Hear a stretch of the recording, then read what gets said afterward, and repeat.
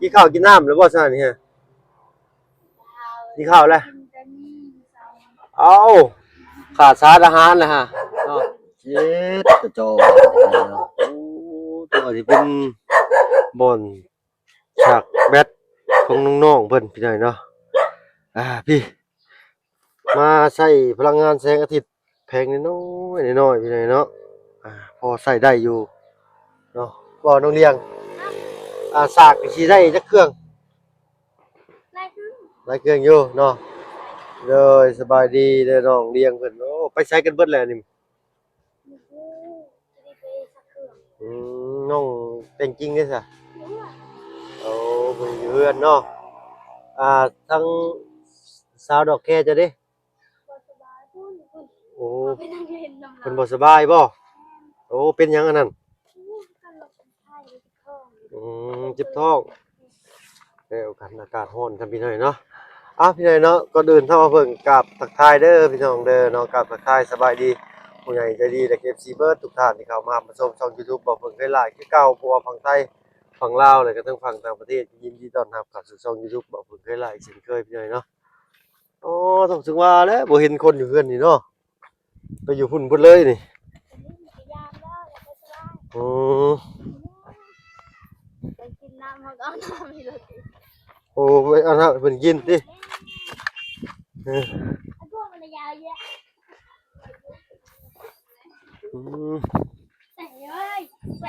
สวัสดีทางน้องกองมี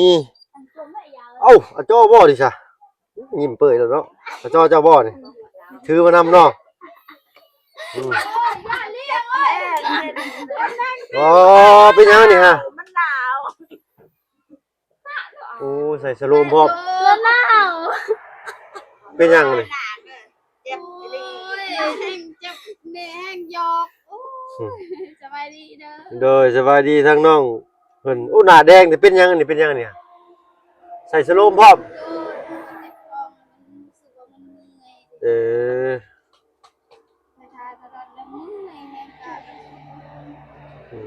ฮ้อนๆซ้ำเนาะกินข้าวกินน้ำแล้วบ่ซั่นนี่ฮะ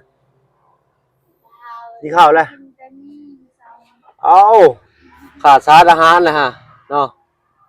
ตอนนี้ก็บ่เพิ่นมาซักยาให้บ่นี่เพิ่นซักหรือว่าซักคนเฮาซักเองแล้วก็ส่งสโลมน้ำซักยาแล้วก็ใส่สโลมน้ำไปใช้มาคืออยู่บ่สบายมื้อนี้บ่ได้ไปใส่โอ้ไปให้ไปชวนมาแล้วก็ตื่นมาก็เป็นสิได้เป็นแต่เช้าบ่หรือว่าแต่เมื่อคืนเป็นไป1 โมงเมื่อคืนเป็นแต่1 โมงเมื่อคืนมันปวดท้องบ่ล่ะเอ้ยได้ปวดท้องเลยไปทายตลอดโอ้ท้องร่วงเนาะฮ้อนเนาะเช้ามื้อพากันมาเผากันแต่จักโมงอะนี่ยังก็พากันมาเผากันแต่จักโมงเฝ้าเมื่อยแล้วนี่ว่าแม่นเพิ่นมาเผาแต่จักโมงอะนี่จักโมงเดี๋ยวนี้เที่ยงได้เนี่ยสิบ่ายเลย1บ่แม่นเลย12 โมงโอ้หน้าเราจนแดงขึ้นเลยเนาะร้อนติหน้าคนบ่ได้แดงทั้งร้อนทั้งมันเจ็บท้องซื่อบ่หรือว่าเป็นอะไรอื่นอีกนี่เจ็บท้องมักไปทายอืมท้องร่วงนั่นนี่เนาะเอ้าแบบว่าเป็นแล้วสุกรแล้วก็กินยาแล้วมันเศร้าแหละพากินส้มน้ำอายเมื่อวานนี่เลยนักเลยบาดนี่เจ็บท้องกินส้มใส่สโลมไปจังนี่เนาะหมอเพิ่นว่าเบิ่งเพิ่นได้ซะแล้วก็มันเป็นกระเพาะบ่ลำไส้อักเสบลำไส้อักเสบนี่อยู่เติมใส่น้ำเกลือนี่ก็ได้ตั้งแต่เกิดมานี่ถ้าบ่เพิ่งยังบ่เคยใส่น้ำเกลือเด้ในชีวิตนี่เดียวบ่อยากใส่อยู่ใส่แล้วมีเหือมีแห้งขึ้นได้แล้วอ่ะคือบ่ฮ้อนบ่เนาะปล่อยโลเหือไหลออกจะสิเบิดบ่เบิ่งใส่แพ้อัดมาธรรมดาแล้วผู้สาวเนาะแต่เพิ่งเหือจะออกอยู่ซื่อๆเพิ่งออกออกแล้วแต่หลังเนาะฮ้อนนี่เนาะฮ้อนได้คนกี่ฮ้อนได้ทางอันตัวแม่เพิ่นเอิ้นสารสวิงบ้านเฮาบ้านจะเอิ้นหยังอันนี้น้องก็มีตานัวฮะอนัวอดวกอระวะเอิ้นหยังนัวอนัวเนาะจักมื้อแล้วอายาเนี่ย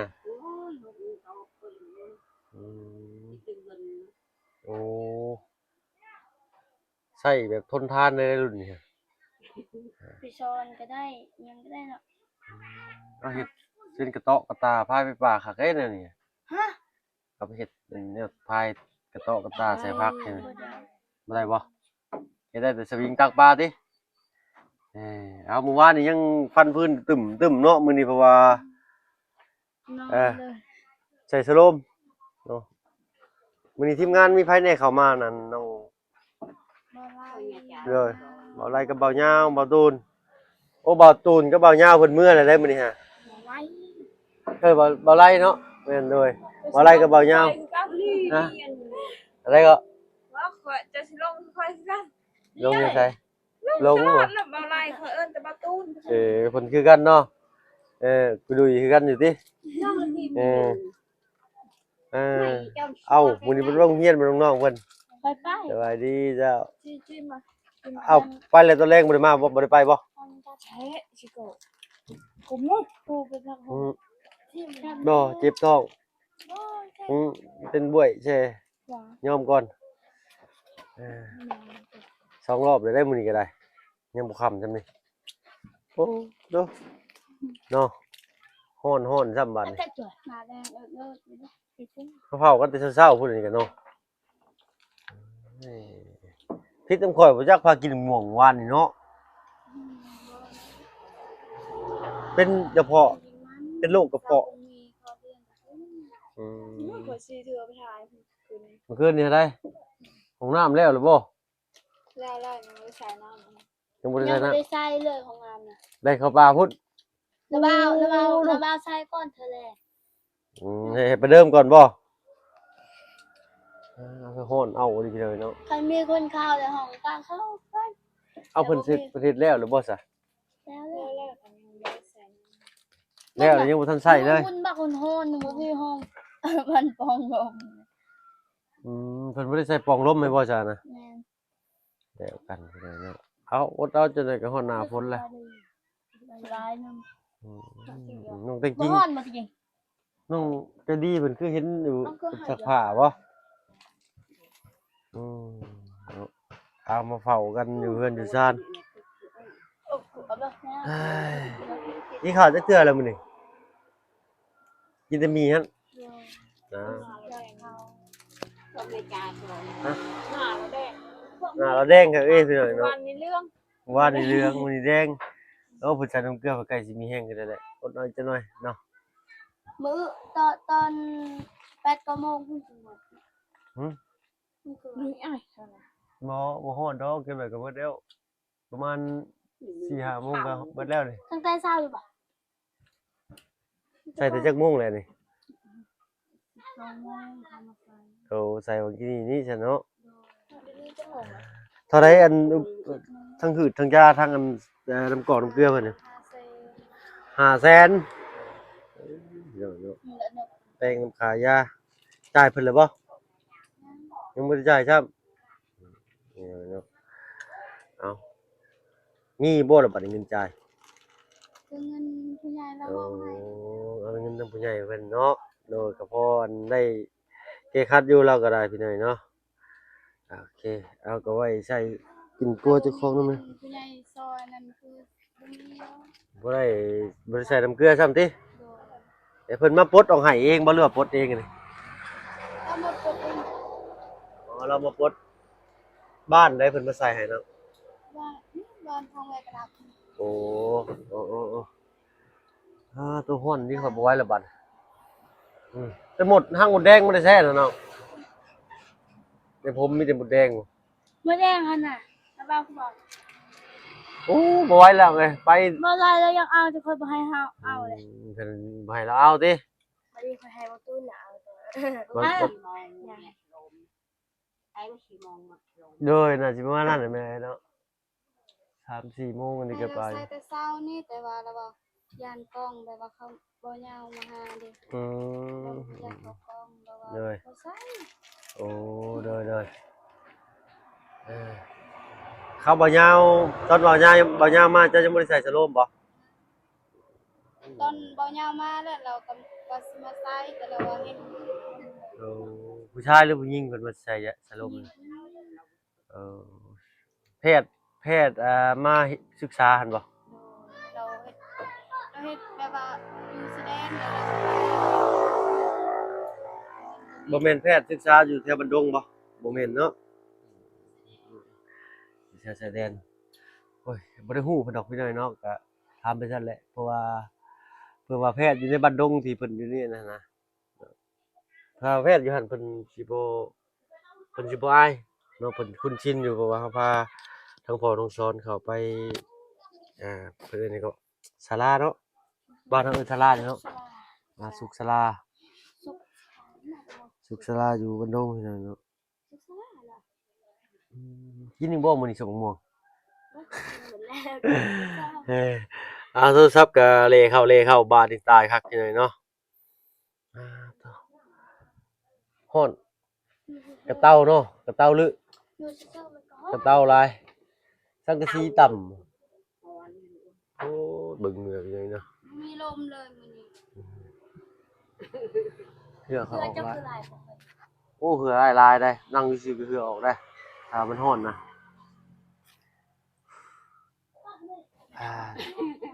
ฮะพากันเฮ็ดช่างน่ะบาดอยู่พุ่นน้องก็มีเฮ็ดไปเลยกินส้มอีกเลยบ่อ๋อเด้อพากันกินแต่ส้ม เนี่ยเนี่ยจ่าเนี่ยจ่าปี ร้อนๆสิกินส้ม กิน มัน ช คัก วนบ่เพิ่งกินน้ำเลย ส้มๆนี่ร้อนๆสิกินส้มมันก็คักก็แล้วเนาะเดียวกันที่เนาะ คือน้องหมู่บ้านนี่แหละคนที่เจ็บท้องมากินลมทั้งคืน ตอนนี้ก็เจ็บท้องคือกันนี่ตอนนี้ก็ได้นี่กินเข้าไปดิบ่ต้องสิบ่ใส่สโลมอีกจะบ่ล่ะค่อย อะไรมาเรามามื้อเช้านี้ก็บ่ได้ยังบ่ลุกแต่บ่นอนบ่นอนบ่ได้แล้ว อยู่บ่ได้แล้วติ มีแห้ง เงย แบบว่าเฮาเจ็บท้องเฮากินส้มมันต่างกันเนาะ แม่นเลยอันนี้บ่ได้เจ็บท้องกินส้มตอนเจ็บท้องแบบเจ็บท้องก็พออาหารบาด คนไม่ได้จับปีบ้านก็ได้เบิ่งเตี้ยเอา อีกจังหน่อยก็ตกเลยนี่ตามเบิ่งนี่มันเริ่มเมฆครึ้มมาแล้วนึกว่าตั้ง สลาเริ่มแดงหมดเลยน่ะเบิ่ง โน่นเขาก็ได้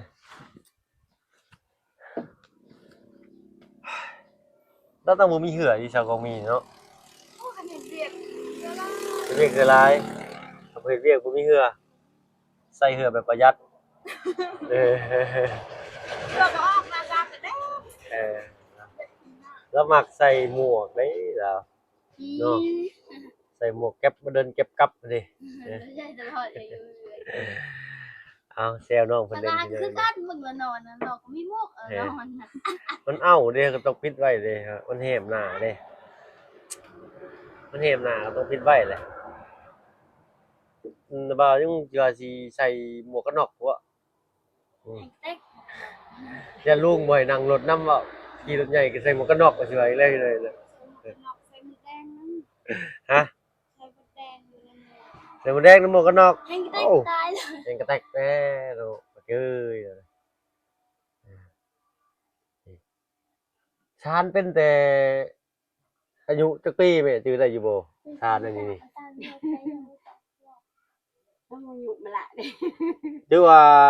มีครอบมีครัวแล้วชานเป็นบ่หรือว่าชานเป็นแต่น้อยๆบ่แม่ โอ้มีครอบครัวแล้ว อ๋อมีครอบครัวแล้วก็จักชานเป็นเนาะชานทิพย์ข้าวเป็นบ่แม่ มีตาหนูโอ้ย อืม มีติดวีนี่ ชานแต่สวิงเนาะ ชี สวิงนี่ผู้หญิงทางนี้ส่วนหลายนี่สิเป็นชานสวิงอยู่เลยเนาะอยู่บ้านสกี้ก็อายะของน้องไม้น้องพายแล้วก็อายะของน้องอ้อยนี่เนาะเพิ่นชาน โชว์เลยไหน ชานใส่เองบ่แม่หรือว่าชานขายนำ มีซันกัน อ๋อชานสอนเองก็เรียกว่าชานแล้วก็ห้อยขายนำสิบ่มีบ่ชานแล้วก็เอาไปห้อยขายสิมีบ่ บ่ โอ้ชานพอได้ใช้เนาะ เออ พอได้ใช้บ่ได้ขายเอาคลิปชั่วมื้อนี้ก็สิบ่ยาวบ่ได้เด้อพี่น้องนะ10ปลายเลยผมบ่ไหวแล้วโทรศัพท์บ่ไหวแล้วโหนได้กระเตาลือ เอาเด้อเนาะ แม่ก็เคยอยู่เฮือนหอน เพิ่นบ่มีเหือเลยทั้งตัวแม่นี่เนาะคนบ่มีเหือคือข่อยอันนั่งอยู่ซื่อก็เหือไหลออกว่าสิเบิดแน่นี่ฮ้อนดีเด้ ไรเองใช่แพทย์ห้อง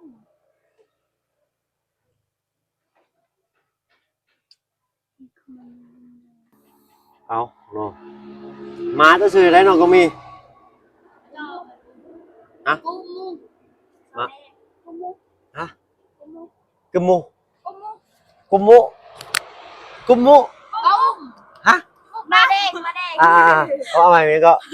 ชื่ออะไรก็ กมมุ กุมโมสรุปหมูหรือหมา มา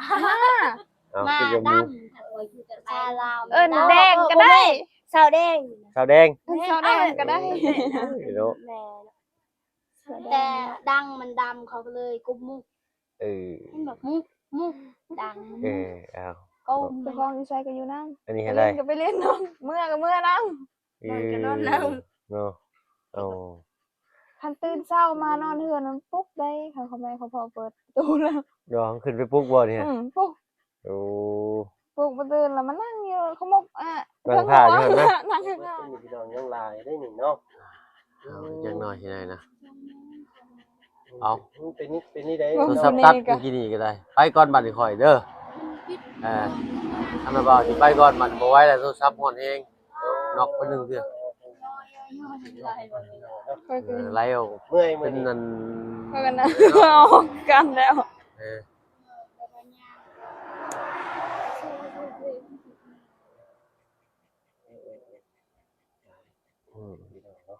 คิดว่าเพิ่นพานั่งซุ่มกันหยังได้อันนี้เนาะกำลังว่าสิกินข้าวบ่วะ อยู่เลยสิ อืม โอ้บ่ไหวโทรศัพท์ฮ้อนเมื่อกี้นี่ตัดไปเทื่อหนึงเนาะเอาสิไปแล้วได้บาดนี้เด้อ ท้องวิทย์ถ่ายได้เฮาถ่ายได้เฮาเมื่อยได้มัน ใช่ล่ะเอาไม้มาเบิ่งด้วย ถ่ายธรรมดาเลยเนาะ กันได้ข่อย มีฮ้อนเนาะ ฮ้อนเลย อากาศมีฮ้อนซ้ํเมื่อยเลยพี่น้อง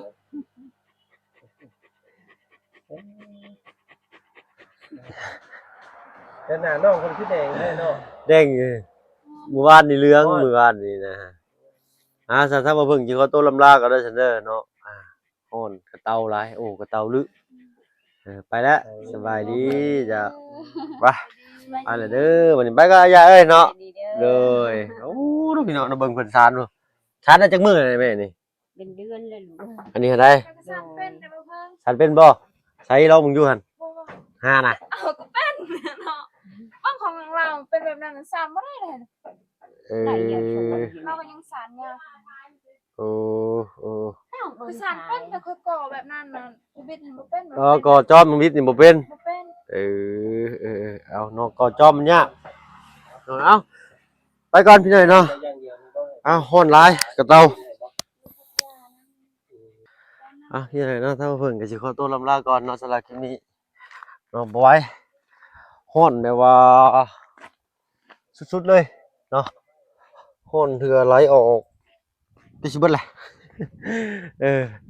เอาเนาะบอกผมเป็นคนขี้ฮ้อนจำเนาะน้องเพิ่นก็เป็นท้องร่วงเนาะครับว่าอยู่ทางรวมที่ทางฝั่งไทยเฮาก็นั่นอยู่พี่น้องเนาะน้องเพิ่นก็ใครแน่เนาะมีเงินทางผู้ใหญ่ใจดีเพิ่นได้ไว้ให้น้องเพิ่นพี่น้องเนาะพอได้จ่ายค่าหืดค่ายาเอ้าเนาะสำหรับคลิปนี้ทางเพิ่นก็สิขอตัวลำลาแล้วพี่น้องเนาะอยู่ดีมีแรงเบิดสุขทุกคนที่เข้ามารับชมช่อง YouTube บ่เพิ่นเคยหลายคือเก่าไปแล้วพี่น้องสบายดีจ้า